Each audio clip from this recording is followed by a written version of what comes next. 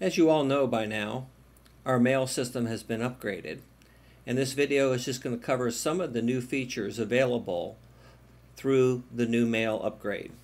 So to start with, that becomes very apparent when you first use the mail, the reply to all, and forward buttons have moved to the right and are now colored arrows. Makes it a little bit easier to do one click in order to reply to an email. Also, from the beginning, you've had a choice of two different ways of looking at your email. One is through conversations, where your emails are grouped according to the original email and the conversation that follows that original email. So when an email is sent out, if somebody replies to that, it's put into that conversation group. And what you see here on the right is a conversation with 4 emails in that conversation. If you have it set up for conversations, to the right of the forward menu, you have an actions menu that drops down and a whole series of options based on the fact that you have conversations set up. If conversations is turned off, then these options or that menu list goes away. It is now easier to turn conversations off for those who don't like it. And the way to do that is just simply click on the view menu at the top of the email list, and where it says use conversations, just click on that and that will turn off conversations so that you just simply have a list of individual emails. So I will turn conversations off so you can see the difference. And now I just simply have a list of emails and no conversations going on.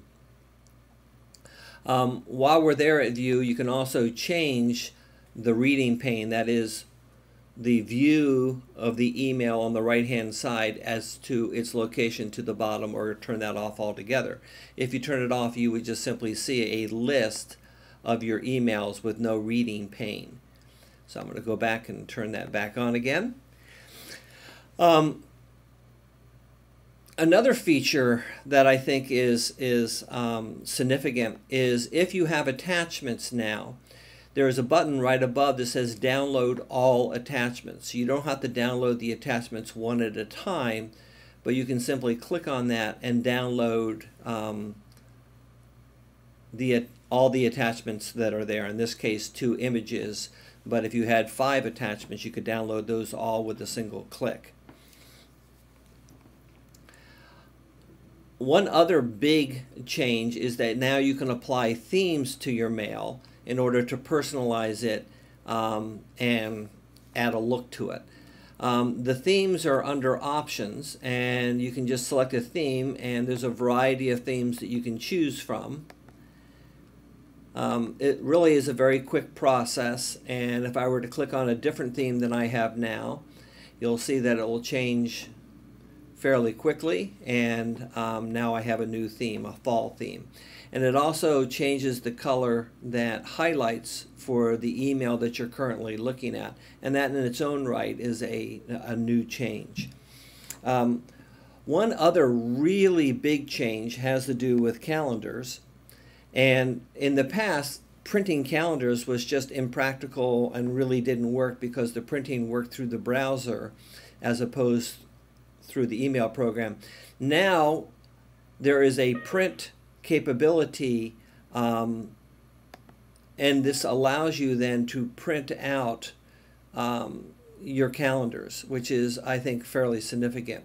So it shows you a layout of the calendar and gives you the option of printing the week, the month view, etc. And then in addition to that, it allows you to print from a time in the day, in the morning, to a later time in the day, to choose your time parameter, or only print work days, etc. So this new feature is, I think, extremely significant, because right from the beginning people wanted to be able to print their calendars, and now they can. So we're very pleased about that. Going back to the mail, a couple other really, I think, significant changes have to do with when creating new messages. One is that you can add photos to your emails now, which was something that you could not do before. You could attach images, but you couldn't insert images into your email. So to give you an idea of how this works, I'm going to go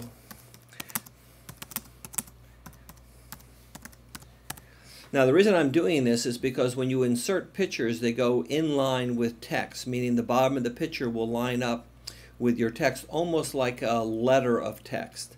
So I'm going to go here, insert a picture, pick a picture, and you'll see that this picture will come in to the email now. And in this case, the picture's fairly large. I can click on that picture, and then I can choose different sizes for the image. And as you can see, I can also put that picture actually in line with the text, and this is what I was talking about, where the bottom of the picture lines up with the text and the height of the picture is like a capital letter or an oversized letter within that line of text.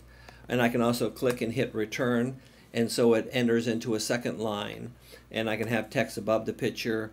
I can click at the end of the picture, and then I can have text at the end of the picture. So inserting pictures now is available, and I think is a really important feature added to this. Another feature is the change in the way that you can add attachments to your emails. There's a Microsoft program called Silverlight, and if you install this program, then you are allowed to upload multiple attachments at the same time.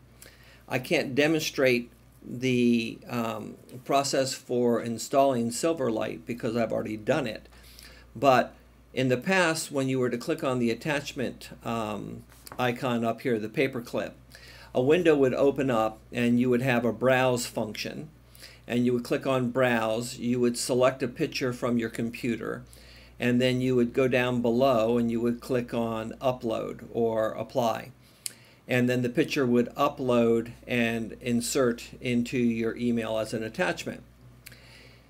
Now if you were to click on that, at the bottom of that window there is a message that basically says you can install Silverlight or upgrade Silverlight by clicking on the link that they provide you. If you do that, then this is the way that your attachments will work. When I click on attachments, I instantly go to a browse window, and now I can click here, I can hold down the shift key and click on multiple images, or I can click on various images in between, and then I can go, in this case, open, and you'll see that it's loading the attachments as a group right now.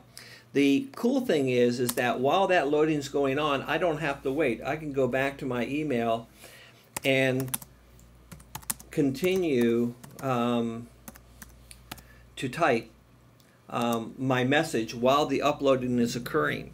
In the past, you'd actually have to wait until the upload of whatever the document is occurs before you could go back and continue constructing your email.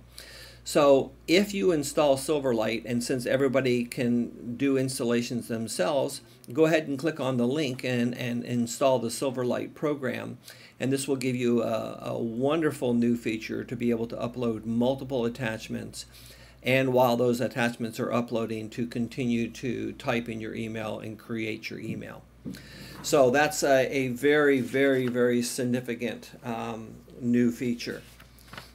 So that covers pretty much the extent of the major new features and changes in the Mail upgrade. If you have any questions, please feel free to email me. Otherwise, I hope this has been helpful.